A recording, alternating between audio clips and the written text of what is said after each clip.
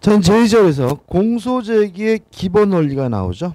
1항 국가소추주의입니다. 자, 이게 무슨 말이냐면 공소제기는 국가만이 할 수 있다는 거죠. 다시 말하면 피해자나 고소권자나 고발권자가 공소제기를 할 수는 없고 구사가 국가만이 공소를 제기할 수 있는데 이걸 우리가 국가소추주의라고 하고요.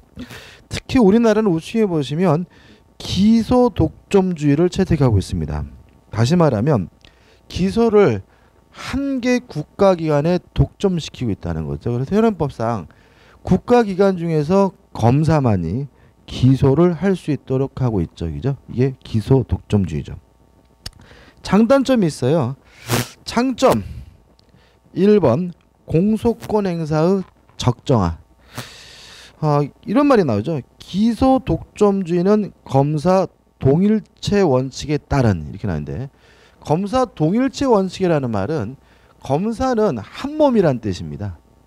그러니까 우리가 법원 같은 경우에는 각각의 판사들이 뭐예요? 독립된 뭐예요? 국가기관인 거죠. 그래서 개개인의 판사는 독자적으로 스스로 판단하고요. 상급 법원이라 하더라도 그것을 뭐 할 수 없어요? 제재하거나 명령할 수가 없어요.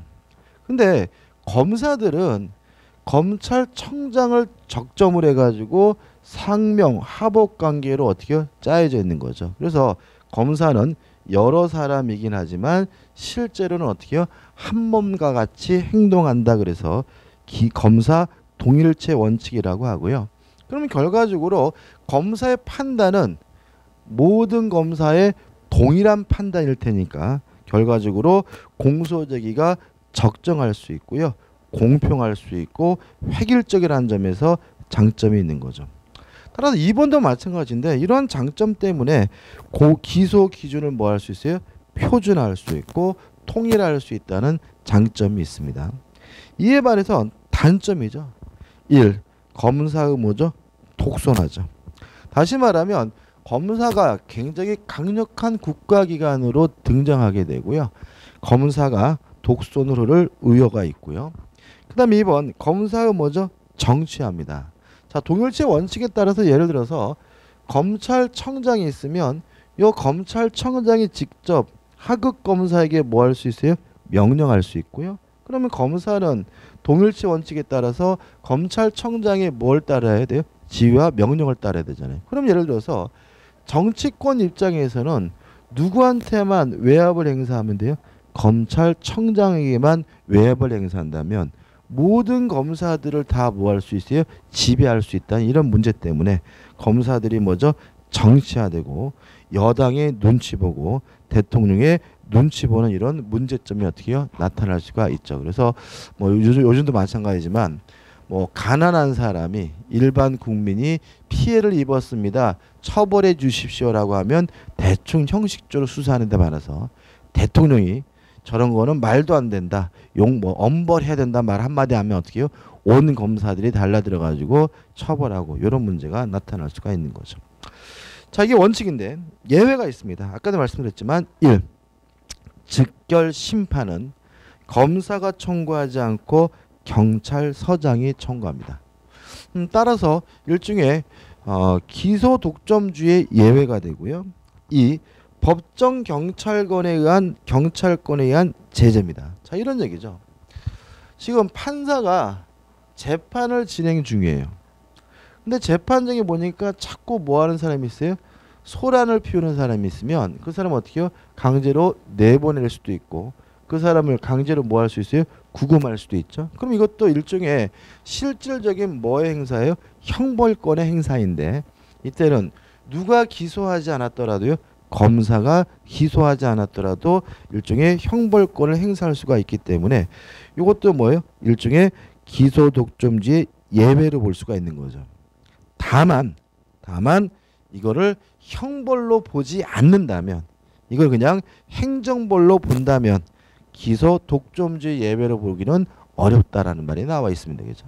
일종의 뭘 선택해든지 상관이 없지만 우리가 기억할 것은 법정 경찰권을 행사하는 경우에는 검사가 뭐 하지 않아도 기소하지 않아도 할 수 있다는 정도만 기억하시면 되겠죠. 그 다음에 넘겨보시면 4 해가지고 기소 독점주의에 대한 규제입니다. 자, 검사가 기소권을 독점하고 있기 때문에 여러 가지 폐단도 있고 단점도 있기 때문에 그것을 규제하기 위한 제도를 두고 있습니다. 1. 불기소 처분의 취지와 이유 고지 제도가 나와 있습니다. 한번 읽어봐야 되는데 현행법은 이렇게 나왔죠. 검사에 의한 공소권 행사를 간접적 규제 유예하기 위해 고소 고발 사건의 경우에 불기소 처분한 때는 고소 고발인에게 불기소 처분의 취지를 통지합니다. 다시 말하면 고소 고발한 사람에게 불기소 처분했습니다라고 뭘 해줘요? 통지를 해주고, 그 다음에 청구가 있는 때는 그 이유를 서면으로 설명하도록 하고 있습니다. 따라서 불기소 처분에 대한 이유 고지는 뭐가 필요한 거죠? 청구가 있어야 된다는 거 주의하시기 바랍니다. 그럼 절차가 이렇게 되는 거죠. 고소가 있었는데 불기소 처분했어요. 그러면 고소권자에게 불기소했다는 사실만 뭐 하면 돼요? 통지해 주고요. 근데 고소권자가 받아보니까 말도 안 되는 것 같아요. 왜 그러느냐? 이유를 설명해 달라고 뭐가 있으면요, 청구가 있으면 그때 그 이유를 고지해 주게 됨을 주의하시기 바랍니다. 그 다음에 2번 불기소 처분에 대해서 검찰 항고 제도가 인정되죠. 아까 했던 것처럼 거둔검찰청에다가 항고하고 또 기각받으면 뭐죠? 검찰청장에게 항고할 수 있도록 제도를 마련하고 있고요. 3번 고소고발의 소송 조건 해가지고, 자 이건 뭐냐면 친고죄처럼 고소가 있어야지만 기소할 수 있는 범죄도 있고요. 아니면 뭐 관세범처럼 관세범처럼 세무서장이 고발해야지만 기소할 수 있는 것도 있거든요. 그럼 이것도 결국은 검사가 자의적으로 기소하는 것이 아니라 고소, 고발이 있어야지만 기소할 수 있도록 하고 있으니까 이것도 일종의 기소 독점주의에 대한 규제가 되겠죠. 제3항 해가지고 기소 편의주의입니다.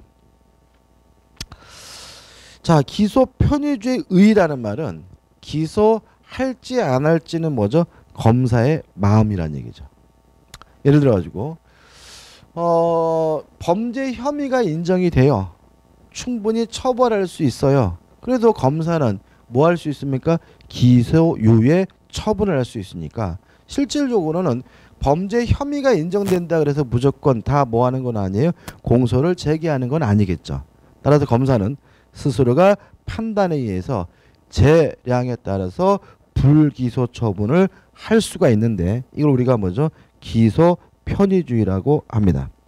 이에 반해서 우측에 기소 편의주의와 기소 법정주의 나오는데 기소 법정주의는 반드시 공소를 제기하는 것을 말합니다. 그러면 이렇게 되는 거죠.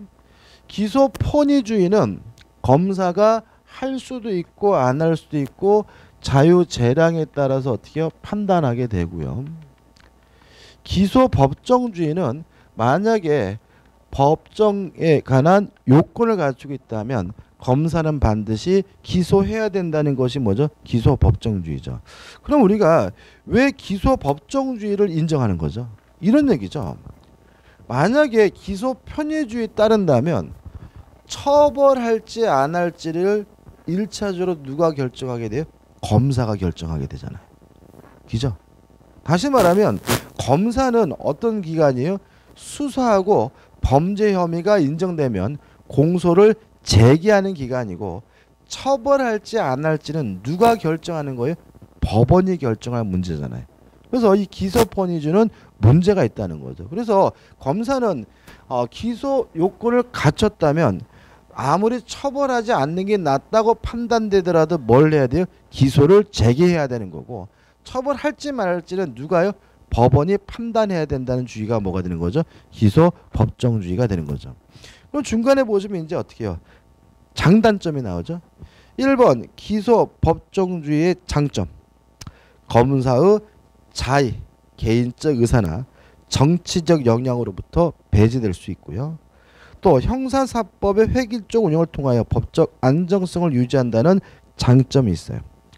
단점, 경직되죠. 아까 말한 것처럼 진짜 배고파 가지고 쪽파 한 단 훔친 사람도 반드시 뭘 해야 돼요? 기소를 해야 되니까. 그죠? 경직화되고 우리가 말하는 정의가 희생될 수가 있고요. 그다음 두 번째, 어차피 기소하더라도 법원이 처벌하지 않을 것이라고 명확가나한데도 기소한다면 쓸데없이 불필요한 절차를 뭐죠? 하게 된다는 문제점이 있게 되고요. 그다음에 세 번째, 낙인 효과죠. 아까도 말씀드렸다시피 검사가 기소했다는 것만으로도 우리는 뭐예요? 범죄자로 간주하는 그런 경향이 있기 때문에 낙인 효과 때문에 오히려 뭐죠? 범죄자 고에 피의자 고에 용이하지 않는다는 단점이 있죠. 이에 반해서 기소 편의주의는 장점, 탄력적으로 운영할 수 있다. 따라서 구체적 정의를 실현하는 데 용이하고요. 또 두 번째, 만약에 처벌할 필요가 없다고 판단된다면 빨리 처벌하지 않겠다라고 조기 결정해 버리니까 조기 개선의 기회를 제공하고요. 세 번째, 불필요한 재판 절차를 거칠 필요가 없으니까 소송 경제에 도움이 되고요. 그다음에 마지막으로 피의자를 빨리 석방해 줄 수 있다는 장점이 있는 거죠. 다만 단점. 첫째, 검사의 독선의 위험이죠. 두 번째, 정치적 영향을 받게 되죠. 그러니까 제가 이렇게 보면은 자기에게 아무런 이렇게 재량이 없으면 외압이라는 게 없어요. 예를 들어 제가 어떤 위치에 있단 말이죠. 위치에 있는데 저는 어차피 그냥 기계적으로 정해진 거에 따라서 행동을 해야 될 것으로 정해져 있다면 누가 저한테 외압을 휘두르거나 저한테 압력을 안 합니다. 근데 만약에 저에게 뭐가 있으면요, 재량이 있으면 이렇게 할 수도 있고 저렇게 할 수 있으면 자꾸 뭐가 들어오는 거예요? 외압이 들어오는 거죠. 그죠? 그렇기 때문에 이런 기소 편의주의는 정치적 영향에 좌우될 수도 있고 뭐 정에 좌우될 수도 있고 뭐 그렇게 되는 것이죠. 3번 기소 편의주의에 대한 내용해 가지고 1. 기소 유예 제도의 채택이죠. 그죠? 아까 우리가 기소유예가 뭐였습니까? 범죄 혐의가 인정되더라도 처벌할 필요성이 없다고 판단된다면 공수를 제기하지 않고 끝내는 절차가 뭐죠? 기소유예제도니까 대표적인 뭐죠? 기소 편의주의 제도인 거죠. 넘겨보시면은 2번에서 특별한 것은 없고요. 세 번째 보시면 이런 얘기 나옵니다. 기소유예는 당의 사건을 기소하지 않겠다는 검사의 의사 결정을 내용으로 하는 검사의 종국 처분이므로 기소유예 처분은 확정 판결과 같은 확정력이 인정되지 않습니다. 다시 말하면 일종의 그냥 뭐예요? 검사의 단순한 처분이라는 거죠. 따라서 검사가 기소유예 처분을 한 후에 제기하여 공소 제기를 하였다 하더라도 기소 효력에는 영향이 없고 법원이 이에 대하여 유죄 판결을 선고하였다고 하여 일사부재리의 효력에 반한다고 할 수는 없다. 이렇게 나왔죠. 일사부재리라는 말이 뭐죠? 한 개의 사건의 경우는 제1이니까 다시 심리할 수가 없다. 이런 얘기예요. 다시 말하면 이 사람이 예를 들어서 A라는 범죄를 저질러 가지고 판결이 났어요.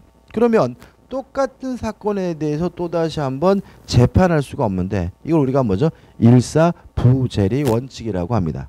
따라서 만약에 예를 들어서 어떤 범죄 혐의를 가지고 재판해 가지고 법원이 무죄 판결이 됐어요. 확정되면 그 똑같은 사실을 가지고 검사는 다시 뭘 제기하지 못해요? 공소를 제기하지 못해요. 왜냐하면 한 번만 재판할 수 있는 것이 원칙이니까요. 그렇지만 검사의 기소유예 처분은 그게 아니라는 거죠. 이거는 확정 판결이 아니기 때문에 기소유예 판결하고 나서 나중에 곰곰이 생각해 보니까 얘 이거 처벌해야 될 것 같아라고 판단된다면 다시 공소를 제기해도 뭐죠? 상관이 없다는 것이죠. 그죠? 2번 기소유예의 기준 쭉 나오지만 결론은 뭐예요? 종합적으로 판단합니다. 그죠? 종합적으로. 그러니까 이게 실제로 진짜 이건 완벽한 뭐죠? 그 일종의 뭐가 되는 거예요? 기소 편의주의 전역인 거죠. 그래서 과거에는, 지금은 안 그러지만 과거에는 검사들이 뇌물로 움직이는 경우가 많았어요. 과거에는, 옛날에는. 그래서 제가요, 범죄를 저질렀어. 그러면 검사는 저를 뭐도 할 수 있어요? 기소에 유예 처분도 해줄 수 있는 사람이니까 뭐 하겠어요? 돈을 들고 있죠. 여기 5억 있습니다. 잘 좀 부탁합니다. 그럼 검사가 뭐예요? 기소 유예 처분 이렇게 내릴 수가 있으니까 과거에는 그런 일들도 어떻게 해요? 많았다. 지금은 절대로 그런 일 없습니다. 절대로. 만약 괜히 돈 내리면 게임 끝이 날 수 있어요. 2번 기소 변경주의입니다. 자, 이게 무슨 말이냐면 검사는 예를 들어서 기소를 했어요. 만약에 기소 법정주의에 따른다면 기소가 이루어지면 검사 임무는 끝인 거죠.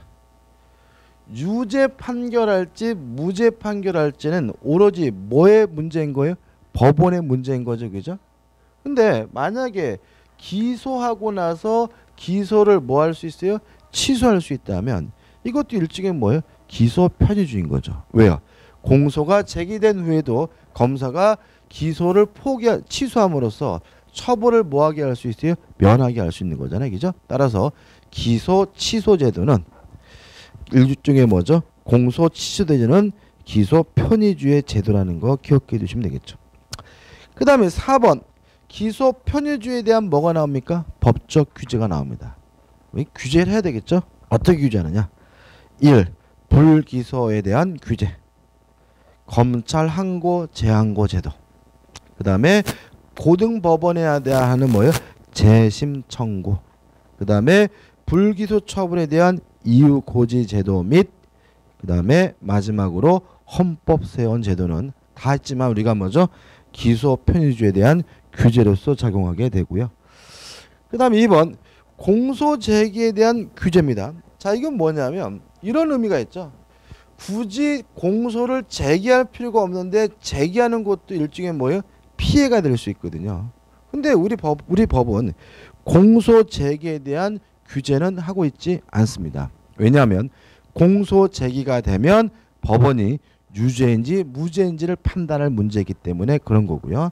다만 우측에 메뉴에 보시면 공소권 남용 일원이 최근에 문제되고 있다. 다시 말하면 형식적으로는 법적 요건을 갖추었지만 실질적으로는 공소를 제기할 필요가 없는 경우에는 공소 제기 효력을 부정하는 것이 뭐죠? 공소권 남용 일원인 거죠.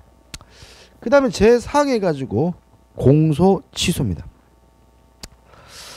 자, 이런 얘기죠. 공소를 제기하고 나서 검사 스스로가 공소 제기를 철회하는 것을 공소 취소라고 하고요. 일종의 기소 변경주의 또는 기소 편의주의의 예가 되고요. 법조문은 세 번째 줄 공소는 제1심 판결 선고 전까지 뭐 할 수 있어요? 취소할 수 있다고 규정을 하고 있습니다. 따라서 검사는 공소를 제기한 후에도 언제까지는 취소할 수 있는 거죠? 1심 판결 선고 전까지는 취소할 수가 있습니다. 구분해 가지고 공소 취소와 공소 사실의 철회가 나와 있는데 일단 보시면 공통점 둘 다 누가 하는 거죠? 검사가 한다는 점에서 같고요. 절차상의 의인데 공소 취소는 공소 사실의 일부나 전부를 철회하는 것을 말하고요. 공소 사실의 철회는 공소 제기 효력을 그대로 유지하면서 일부만을 처리하는 것으로서 공소장 변경의 한 모습이다 이렇게 나와 있죠. 자, 그럼 여기서 이제 우리가 구별할 수 있겠죠. 예를 들어 가지고 공소를 제기한 후에 공소 사실 자체를 처리하는 것은 뭐가 돼요? 공소 취소고요. 공소를 제기한 후에 그 공소 효과는 계속 뭐예요? 유지시키면서 그 공소 쪽의 내용의 일부만을 바꾸는 걸 뭐라 그러는 거죠? 공소 사실의 철회라고 하는 거죠. 방식은 똑같습니다. 서면으로도 할 수 있고 구술로서 할 수도 있고요. 시기가 나오는데 공소 취소는 제1심 판결 선고 전까지만 할 수 있는데 공소 사실의 철회는 명문 규정이 없어요. 따라서 항소심에서도 공소장 변경이 가능합니다. 이런 얘기죠. 우리가 보통 1심 법원에서 판결이 이루어지면 그것에 대해서 불복하게 되면 뭐 하게 돼요? 항소를 하게 되는 거죠. 그래서 2심 법원이 뭐죠? 항소 법원이잖아요. 그럼 우리가 공소 취소의 경우에는 1심 판결 전까지만 뭐 할 수 있었어요? 공소 취소를 할 수 있고요. 1심 판결이 내려진 후에는 뭐 할 수 없습니까? 공소 취소를 할 수가 없잖아요. 그럼 결국은 항소 단계에서는 뭐 할 수 없다는 얘기예요? 공소 취소를 할 수가 없다는 거죠. 이에 반해서 공소 사실의 철회, 공소장 변경은 제한이 없어요. 그러니까 결국은 1심 판결 내리기 전에도 공소 사실을 철회할 수도 있고요. 항소 법원에서도 뭐 할 수 있어요? 공소 사실을 철회하는 것이 뭐죠? 가능하다. 이렇게 되는 거죠. 그죠? 다시 한번요. 공소 취소는 1심 판결 전까지만 할 수 있습니다. 따라서 항소 재판에서는 공소를 뭐 할 수 없어요? 취소할 수가 없습니다. 이에 반해서 공소 사실의 철회는 제한이 없습니다. 따라서 1심 판결 선고 전에도 물론 공소 사실을 철회할 수 있을 뿐만 아니라 항소 재판에서도 공소 사실을 철회할 수 있다는 거 꼭 기억해 두시기 바랍니다. 허용 범위. 공소 취소는 아예 취소하는 거니까 전부 또는 일부고요. 공소 사실의 철회는 공소 자체는 유지해야 되니까 동일성이 인정돼야 된다는 점에서 차이점이 있고요. 그 다음에 기소 강제 절차에 허브해가지고 부정, 유지만 가능하다. 인정이 안 되고 나중에 보기로 하고 소송 계속 공소 취소가 이루어지면 소송을 뭐 해야 되겠어요? 종결해야 되고요. 또 공소 사실을 철회하면 공소 제기 사실은 유지가 되니까 소송을 계속해서 어떻게 해요? 유지해야 되겠죠. 따라서 만약에 공소가 취소가 되면 법원은 공소 기각 결정을 함으로써 재판을 종결하는 데 반해서 공소 사실에 철회가 있으면 계속해서 나머지 사실에 대해서는 소송을 진행해야 되고요. 재기소, 제한이라는 말은 공소가 취소된 경우에는 원칙적으로 재기소할 수가 없습니다. 다만 새로운 증거가 발견된 경우에만 재기소하는 것이 가능하고요. 공소 사실의 철회는 제한 없습니다. 다만 기판력에 의한 이중 기소 금지가 나오는데 요 기판력에 의한 이중 기소가 뭐냐면 일사부재리의 원칙입니다. 다시 말하면 확정 판결이 이루어졌다면 이 기판력에 의해서 새롭게 공소를 제기하는 것이 금지가 됩니다. 괜히 복잡하죠, 그죠? 간단하게 정리해 보면 이게 이제 이렇게 막 찢어놓으니까 어려운 것 같은데, 그러니까 공소 자체를 취소하는 거, 재판 그만합시다. 이게 뭐예요? 공소 취소고, 재판은 계속 하는데 요걸 좀 바꿉시다. 이게 뭐예요? 공소 사실의 철회다. 이런 거죠, 그죠? 따라서 재판 그만합시다 하려면 재판이 끝나기 전에 해야 되겠죠. 그잖아요? 재판 다 끝났는데 그만합시다. 이건 의미가 없잖아요. 그러니까 어떻게 해요? 1심 판결 전에만 할 수가 있는 거고, 공소장 변경은 공소사실 철회는 어차피 재판 그만합시다 이게 아니니까 계속 재판하는 것이니까 특별한 제한이 없이 어떻게 할 수가 있는 거고요. 그 다음에 마지막에 공소 취소를 하게 되면 법원은 뭐 하느냐? 재판 끝낸다. 왜? 그만하자 그랬으니까. 따라서 공소 기각 결정을 함으로써 재판을 뭐 하게 돼요? 종결하게 되고, 공소사실의 철회는 재판 그만하자는 얘기가 아니니까 어떻게 해요? 계속해서 뭐 하면 돼요? 재판하면 되는 거고. 그죠? 이게 전문거죠. 그죠? 그 다음 넘겨보시면 공소 취소 사유가 나와요. 제한이 없어요. 아까 우리가 기소 편의주의 예로서 뭐 했습니까? 공소 취소가 들어갔잖아요. 그죠? 다시 말하면 검사 마음이에요. 따라서 특별한 제한이 없고요. 다만 어쩌고저쩌고 내용을 한번 읽어보시면 바라고, 그 다음에 공소 취소의 절차 1. 취소권자 누구만이 할 수 있어요? 검사만이 할 수 있다. 다시 말하면 다른 국가기관 할 수가 없고요. 2번 공소 취소의 방법 서면으로도 할 수 있고요. 말로도 할 수 있습니다. 그죠? 다시 말하면 재판하기 전에 뭐죠? 서면으로 공소 취소합니다. 이렇게 서면으로 보낼 수도 있고요. 재판 과정에서 검사가 공소 취소하겠습니다라고 말로 할 수도 있고요. 3번 공소 취소의 측이 1 계속했죠. 1심 판결 선고 전까지만 해야 되고요. 주의하실 것은 3인데 1심 판결에 대하여 상소심의 파기환송이나 이송의 판결이 있는 경우에도 공소를 취소할 수 없게 된다. 이게 무슨 말이냐면 이런 얘기예요. 자, 1심 판결 전까지만 뭐 할 수 있어요? 공소를 취소할 수 있죠. 따라서 판결이 나가지고 2심이 오게 되면 더 이상 뭐 할 수 없어요? 공소를 취소할 수가 없잖아요. 그죠?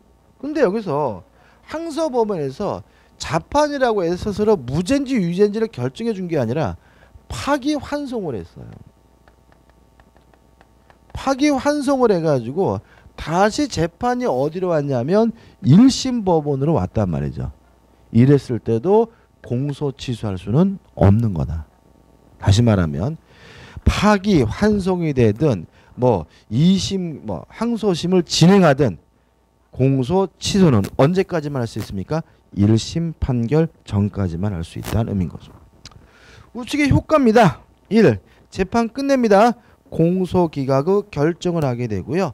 2번 다시 똑같은 사유로는 뭐 할 수 없어요? 재기소할 수 없습니다. 다만 새로운 증거가 중요한 증거가 발견됐다면 이때는 예외적으로 재기소하는 것이 가능하게 되는 거죠.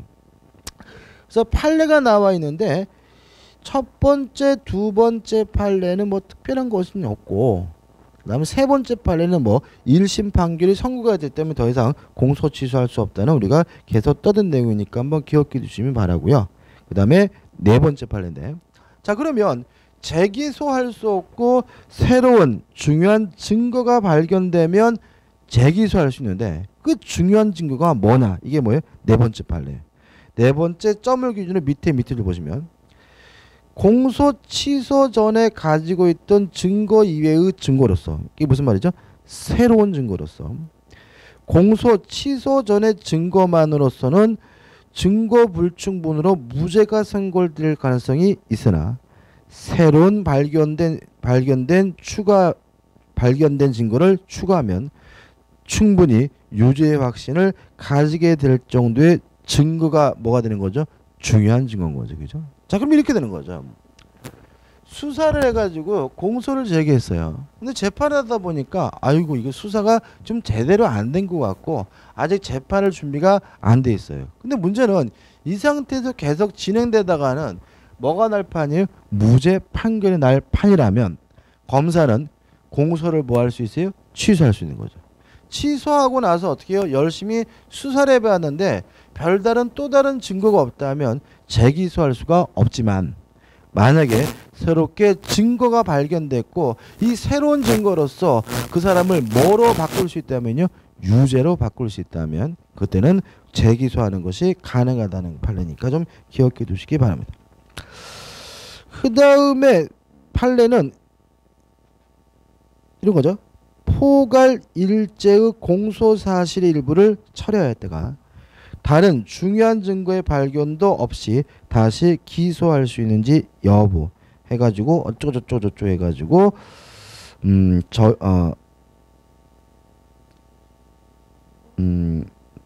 허용되지 않는다는 얘기네. 그죠? 허용되지 않는다 정도만. 마지막 판례는 뭐 볼 필요 없겠네. 너무 지엽적인데.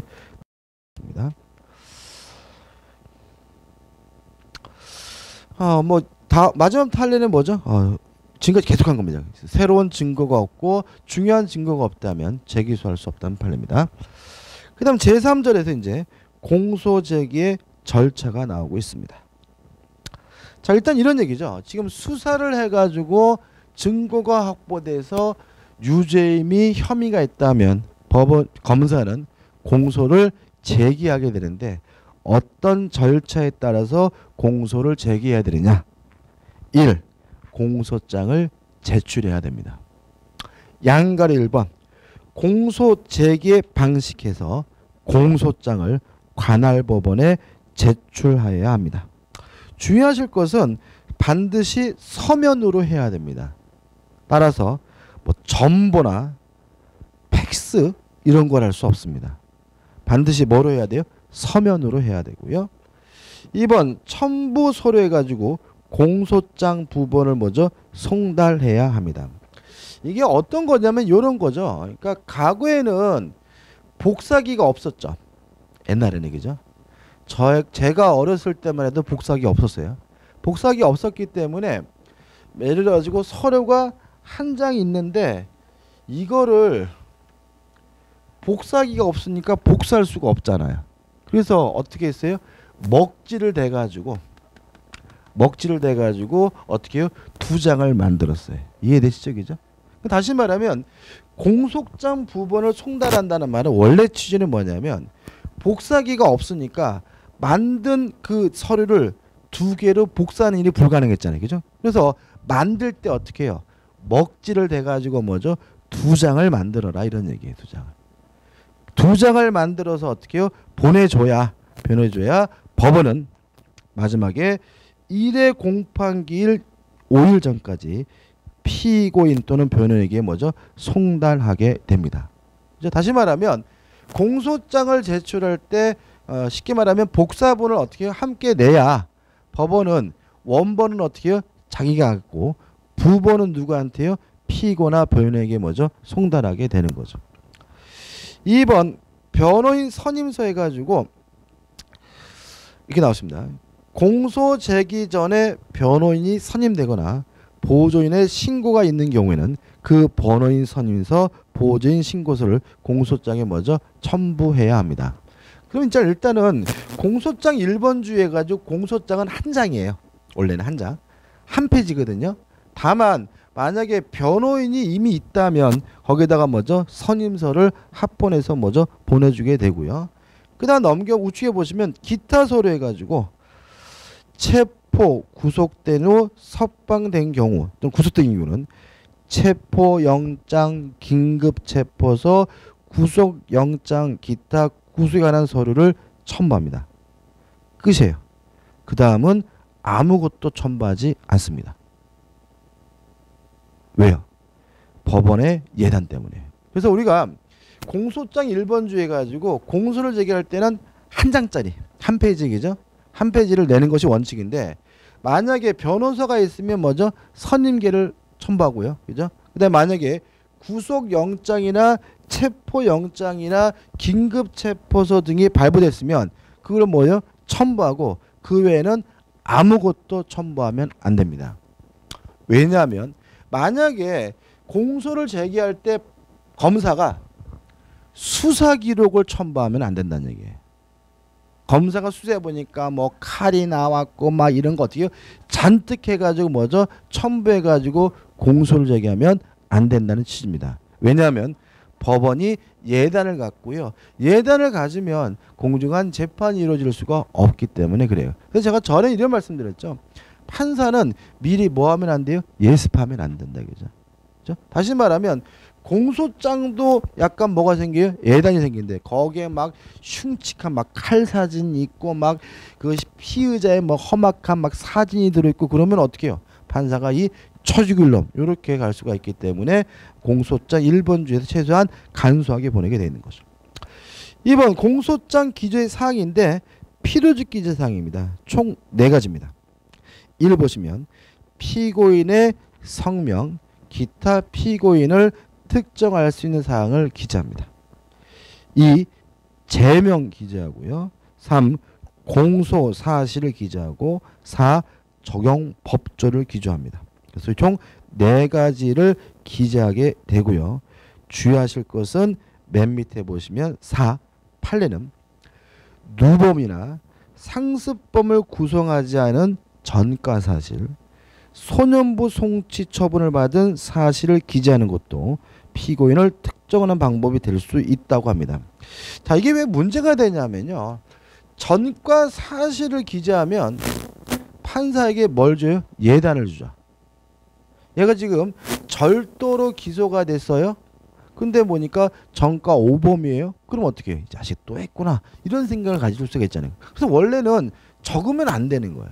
적으면 안 되는데도 불구하고 적었기 때문에 논란이 됐는데 우리 법원은 적어도 어떻게 해요? 상관이 없다라고 뭐죠? 판시하고 있으니까 기억해 두시기 바랍니다. 개인적으로는 적으면 안 되죠.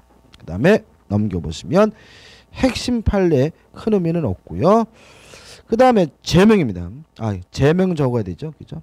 읽어보시고 그 다음에 공소사실을 적어야 됩니다. 공소사실이라는 말은 뭐예요? 검사가 왜 내가 재판을 제기했는지 공소를 제기했는지 그 이유를 적는 거죠. 다시 말하면 의에 나와 있는 것처럼 심판을 청구하는 범죄 사실을 말하고요. 밑에 줄 보시면 공소사실은 범죄의 일시, 장소와 방법을 명시하여 구체적으로 특정할 수 있어야 합니다.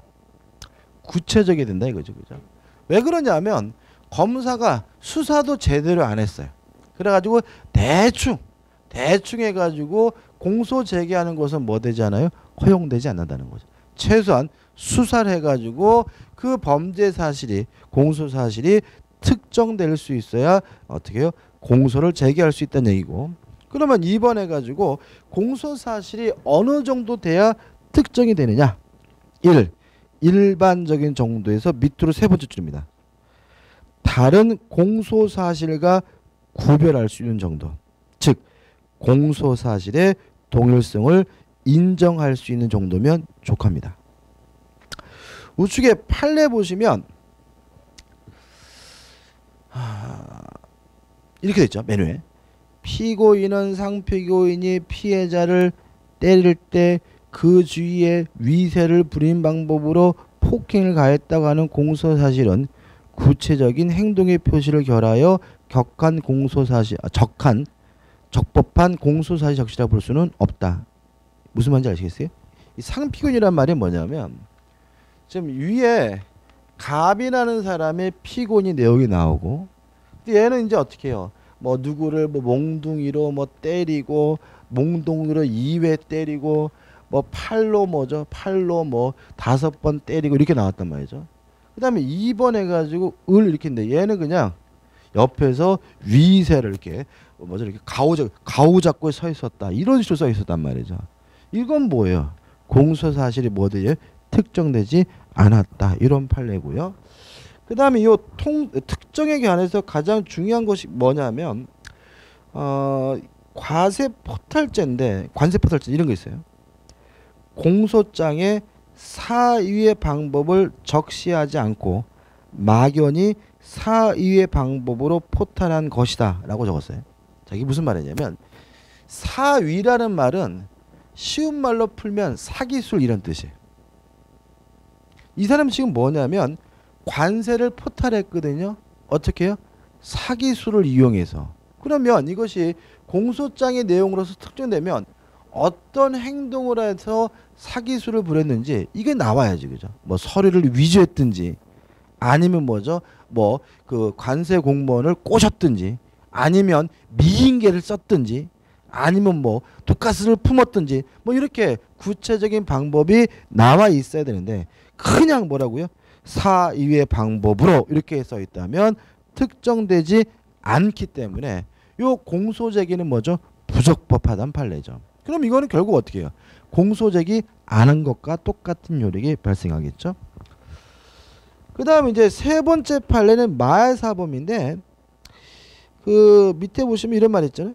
메스암페타민 약 0.3g을 일회용 주사기를 이용하여 팔 등의 혈관에 주사하거나 음료수 등에 뭐죠? 마셨다. 이렇게 써 있어요. 근데 그 시점이 어떻게 되어 있냐면 맨 위에 보시면 부산이야 불상지에서 다시 한번 읽어볼까요? 피고인이 1999년 5월 중순경부터 같은 해 11월 19일경까지 사이에 부산이야 뭐라고요? 불상지에서. 불상지가 뭐예요? 알려지지 않은 장소란 뜻이죠. 말 참 더럽게 어렵게 쓰죠. 그죠? 알려지지 않은 장소에서 메스암페타민이 뭔가요? 뽕입니다. 뽕. 히로뽕을 0.3g을 어떻게 나왔잖아요, 그죠? 그러면 지금 알려지지 않은 장소, 거기다가 또 부산도 뭐 너무 넓죠, 그죠? 부산도 너무 데다가 그것도 어떻게 해요? 알려지지 않은 장소 이렇게 나왔다면 이건 뭐예요? 범죄 혐의가 특정된 것이 아니기 때문에 공소제기는 위법하다는 판례입니다. 아무튼 이렇게 쭉 보시면 알겠지만 공소제기로서 유효하려면 공소사실이 뭐가 돼야 돼요? 특정이 돼야 되고, 만약에 특정되지 않았다면 그러한 공소제기는 위법한 것으로서 효력이 없는 거죠. B번 구체적인 경우에서 1. 범죄의 일시, 시간과 장소, 방법이 기재돼야 됩니다. 따라서 아까 방금 본 것처럼 불상의 장소, 알 수 없는 것, 이런 뭐가 돼요? 공소제기가 적합한 것이 아니고요. 넘기셔서 판례들이 쭉 나오죠, 그죠? 판례들이 쭉 나오는데 한 장을 넘기면 어마어마하게 많죠, 그죠? 어마어마하게 많은데 몇 가지만 봐야 되는데, 자, 250페이지의 첫 번째 판례입니다. 이렇게 나와있죠. 공소사실이 개괄적으로 표시되었어요. 개괄적으로 표시됐다는 말은 뭐예요? 두리뭉실 표시된 거죠. 그럼 여기서 일단 확정되지 않았을 의심이 있는 거죠, 그죠? 근데 계속 보시면 피고인의 방어권 행사에 지장이 없는 경우에는 어쩌고 저쩌고 해가지고 공소제기는 무효가 아니라고 판시하고 있습니다. 다시 한번요. 공소사실이 뭐가 돼야 돼요? 특정이 돼야 돼요. 따라서 만약에 공소사실이 두리뭉실 포괄적으로 기재가 됐다면 그 공소제기는 뭐예요? 무효예요. 다만 뭐라고요? 피고인의 방어권 행사에 뭐가 없다고요? 지장이 없는 경우라면 이때는 두리뭉실 포괄적이라 하더라도 공소제기가 뭐라고요? 유효하다는 판례니까 이 판례는 꼭 기억해 두셔야 돼요. 나올 수 있죠, 그죠? 다시 한번요. 공소제기가 포괄적이에요, 두리뭉실해요. 그러면 어떻게 해요? 공소제기가 무효지만 다만 피고인의 방어권 행사가 여전히 보장되고 있고 아무런 지장이 없다면 그때는 공소제기로서 유효하다는 게 판례의 입장이죠. 그 다음에 두 번째 판례는 이 필로폰, 필로폰이구나, 필로폰. 히로뽕이 필로폰이죠, 그죠? 히로뽕하고 필로폰은 같은 거 아시죠? 모르셨죠? 그죠? 모르셔야지, 그죠? 마약을 안 하실 테니까, 그죠? 필로폰은 영어 발음이고 일본 애들이 그 영어 발음 못 하잖아요, 그죠? 그래서 히로뽕 그런 거지 같은 겁니다, 그죠? 아무튼 나와 있고 한번 보시기 바라고. 그 다음에 세 번째 판례 해가지고 이런 게 나와요. 유가증권 변조의 범죄 사실이 범죄 일자를 2005월 5월 1일 말경에서 같은 해 2월 4일 사이로 범죄 일자가 특정되지 않았죠. 그죠? 대충 언제부터 언제까지고 범행 장소를 서울 불상지, 무슨 말이에요? 서울에 알 수 없는 곳이라고 했죠. 그 다음에 범행 방법을 불상의 방법도 어떻게 해요? 알 수가 없다 그랬죠. 방법으로 수치의 기재를 삭제하여 한 것으로 되어 있어요.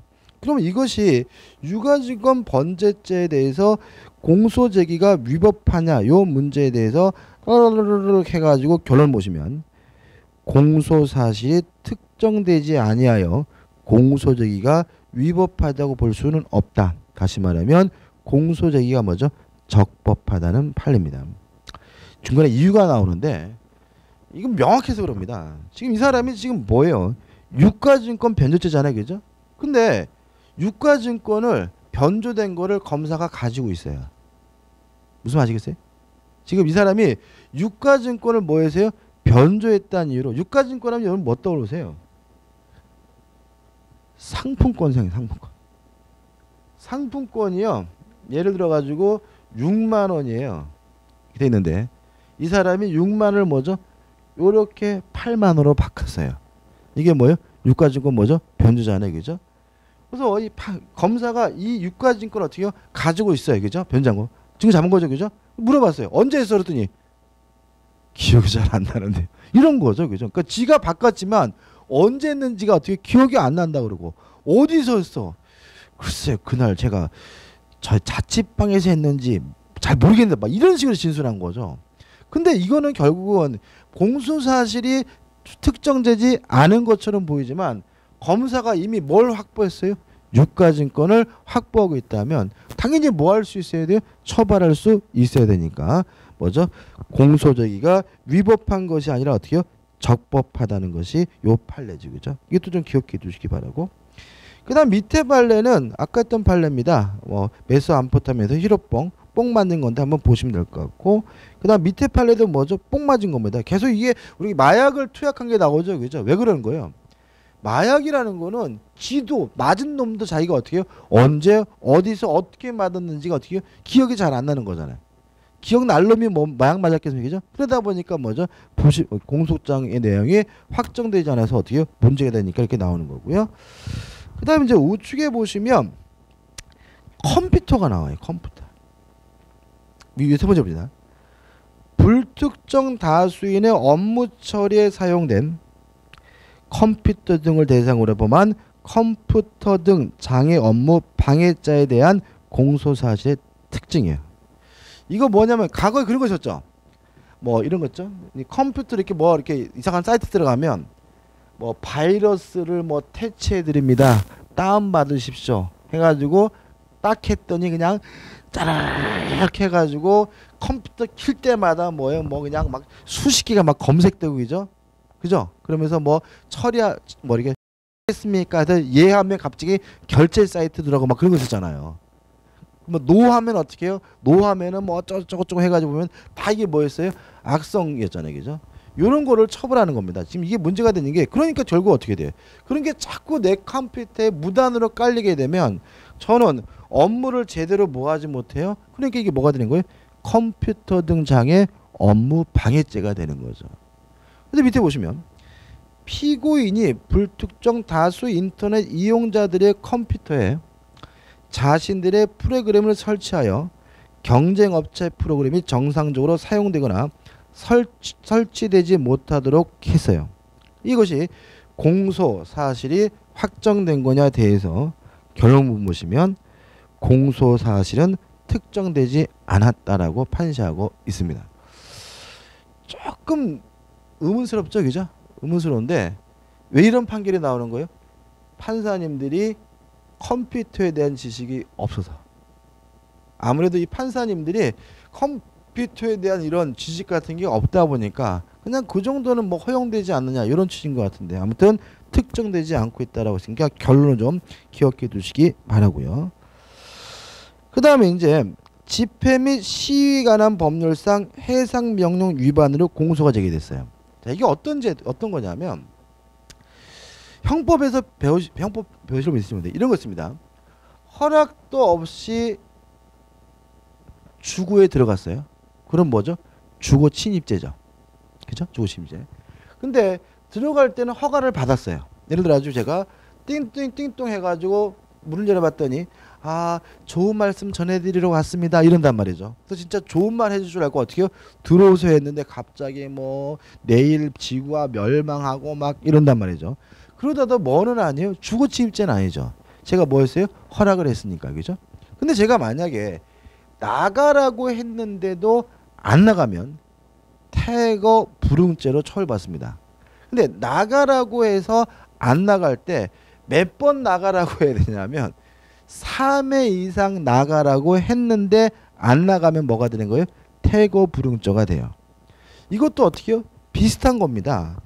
교재 보시면은 요 해상 명령을 위반했다는 이유로 공소가 제기됐는데, 요 해상 명령 불응죄대로 처벌받으려면 이것도 어떻게 해요? 한 번 했는데 안 갔다는 이유만으로는 안 되고요. 몇 번 반복이 돼야 되고요.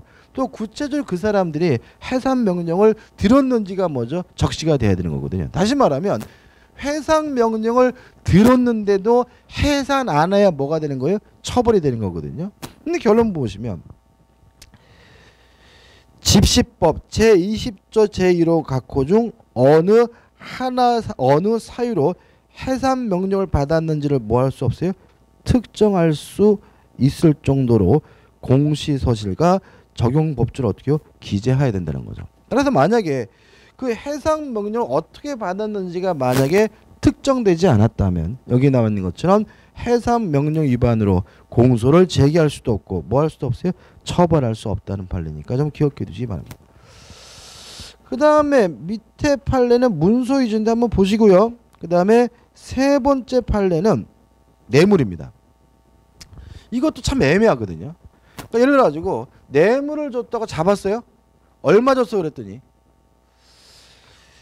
글쎄요 2억 줬는지 1억 5천 줬는지 잘 모르겠는데요. 뭐 이런 경우 있잖아요. 그죠? 지가 주긴 줬다 그러는데 금액은 정확하지 기억 못해요. 그러면 검사는 공소장에다가 어떻게 기재하겠어요? 뇌물수수 공소장에서는 2억 원 상당이라고 대충 기재할 수밖에 없겠죠. 왜요? 준 놈도 받은 놈도 정확한 금액을 기억하지 못하니까. 이거 어떡하냐? 이거는 어쩔 수 없는 거잖아요. 따라서 이것은 결론 보시면 종소제기 효력의 영향이 없다. 다시 말하면 유효한 공소제기라는 거죠. 따라서 뇌물죄로 처벌하기 위해서 금액이 꼭 어떻게 되는 건 아니에요. 정확하게 기재돼야 되는 것은 아니고 2억 원 상당해도 특정성이 확보된다는 판례니까 좀 기억해 두시기 바라고요.